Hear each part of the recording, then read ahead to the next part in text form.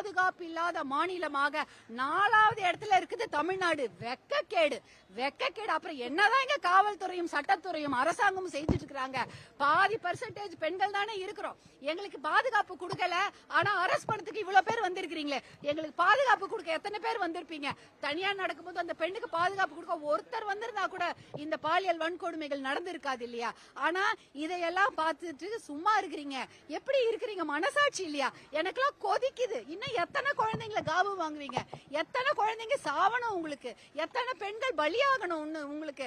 எத்தனை இளம் விதவைகள் செத்து போனோம்?